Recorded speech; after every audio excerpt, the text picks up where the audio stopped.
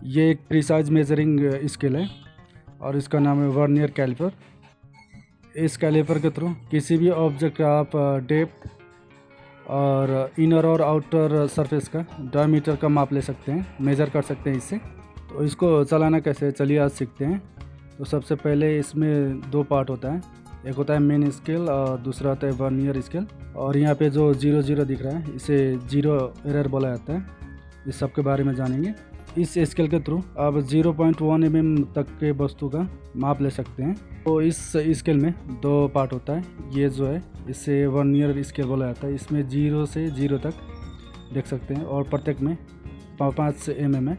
और इधर का जो है ये इसे मेन स्केल बोला जाता है, इसके बारे में भी बात करेंगे। पहले इसका जो पार्ट्स है उसका नाम जानते हैं। इसे बोला जाता है फिक्स जो कि ये फिक्स होता है मेन स्केल में। ये जो है ये मूव नहीं होता, इसमें मूव होने वाली इधर होता है ऐसा एक जिसे मूवेबल जॉ बोला जाता है। ये मूव होता है आगे और पीछे। इसके बाद में देखते हैं इनर जॉ और आउटर जॉ। इनर जॉ ये जो ऊपर का भाग है इसे इनर जॉ बोला जाता है। इससे आप किसी भी वस्तु का इनर सरफेस का माप ले सकते हैं। इनर सरफेस का डायमीटर जो होता है उसका माप लेने के लिए इनर जॉ चाहिए। और इधर का जो ये नीचे का दिख रहा है बड़ा वाला जॉ, इसे आउटर जॉ बोला जाता है। आप किसी भी वस्तु का आउटर सरफेस का जो डायमीटर होता है उसका माप लेने के ऐसा आउटर जॉ चाहिए। और इसके बाद में देखते हैं ये एक ब्लेड, इसे डेप्थ मेजरिंग ब्लेड बोला जाता है। इसे डेप्थ प्रॉब भी बोलते हैं। अगर किसी वस्तु का डेप्थ का माप लेना हो तो आप इस ब्लेड के थ्रू ले सकते हैं ऐसे, इसलिए इसे मेजरिंग ब्लेड बोला जाता है, डेप्थ मेजरिंग ब्लेड। और इसके बाद में इसे ऑपरेट कैसे करना है, इसे आगे पीछे मूव कैसे करना है देखते हैं। तो आप अपना थंब यहाँ पे इस स्क्रू पे रख के इसे आगे पीछे मूव कर सकते हैं। इसे बोला जाता है स्क्रू क्लैंप। इस स्क्रू के हेल्प से आप इसे आगे पीछे मूव कर सकते हैं। और इसके बाद में देखते हैं यहाँ पे एक कवर होता है ऐसा स्क्रू। ये जो स्क्रू है एक लॉक स्क्रू है। जब आप इसे आगे पीछे करते हैं और जहाँ पे इसे लॉक करना है वहाँ पे इस स्क्रू के थ्रू आप इसे लॉक कर सकते हैं, वहीं पे जाम कर सकते हैं। तो लॉकिंग स्क्रू के बाद में चलते हैं 0 एरर की तरफ। ये जो मूवेबल स्केल है इसमें एक 0 और मेन स्केल में 0 होता है। यहाँ पे 2 0 दिख रहा होगा आपको। ये दोनों 0 एकदम स्ट्रेट होना चाहिए। जब ये स्केल ऐसे क्लोज हो तो क्लोज होने के बाद में दोनों 0 सामने सामने होना चाहिए।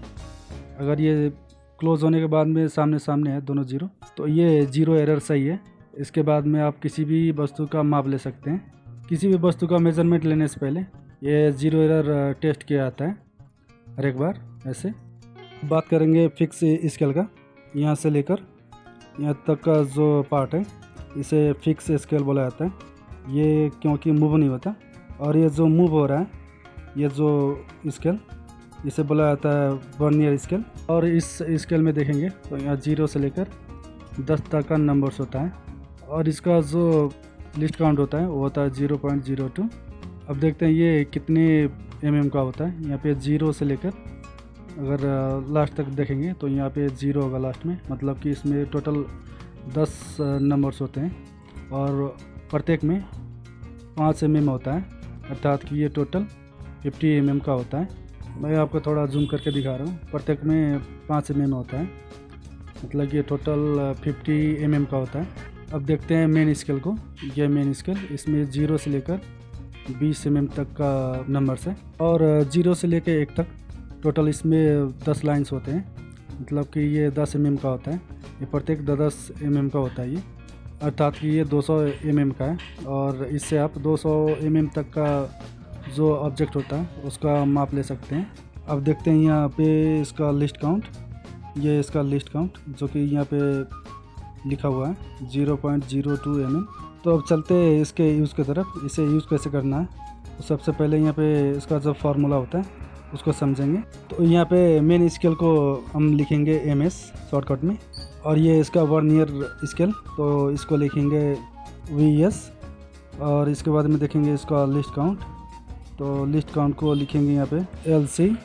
तो अभी इसके बाद में देखते हैं इसका फार्मूला कैसा होता है। मेन स्केल और वर्नियर स्केल को जोड़ना है और वर्नियर स्केल में मल्टीप्लाई करना है 0.02 लिस्ट काउंट को।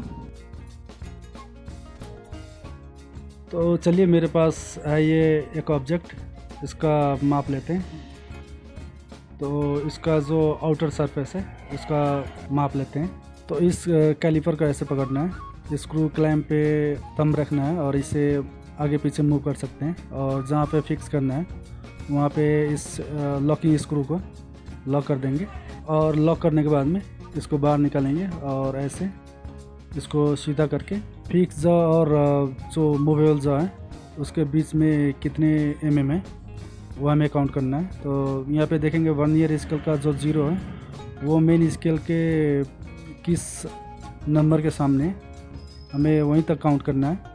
तो 0 से 10 तक 10 mm, 20 mm, 30 और 40 तक ऐसे हम काउंट कर सकते हैं। यहाँ तक तो ये क्लियर है, ये 40 mm है। और 40 mm के बाद का जो लाइन्स है अर्थात ये वर्नियर स्केल का जो 0 है किस नंबर पे मीट हो रहा है वहाँ तक हमें काउंट करना है। तो 40 के बाद में अगर काउंट करेंगे तो 40 के बाद में हमें वर्नियर स्केल का जो 0 है वहाँ तक काउंट करना है।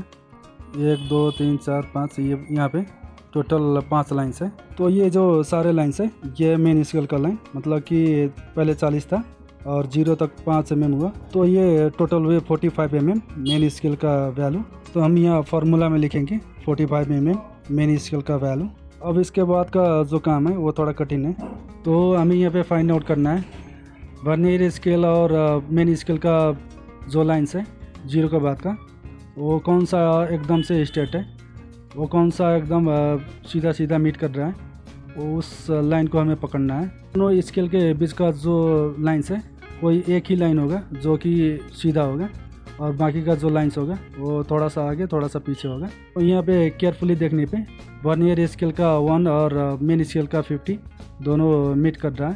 तो 0 के बाद का जो स्ट्रेट लाइन है हमें 0 से लेकर उस लाइन तक काउंट करना है जो कि यह वैल्यू होगा वर्नियर स्केल का।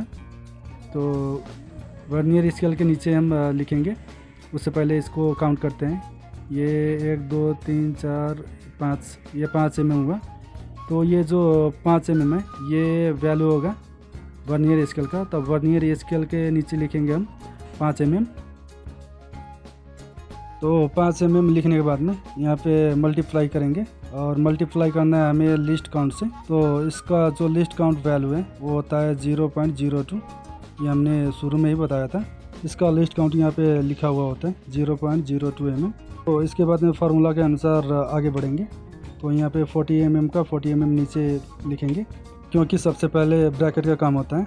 तो अब ब्रैकेट का काम करते हैं। तो यह 5 mm को 0.02 mm से मल्टीप्लाई करना है हमें और मल्टीप्लाई करने पे इसका वैल्यू होगा 0.1 mm। तो 0.1 mm को अब 45 mm में ऐड करना है, मतलब कि हमें जोड़ना है। तो इसका आंसर होगा 45.1 mm। तो इस ऑब्जेक्ट का जो आउटर डायमीटर है वो है 45.1 mm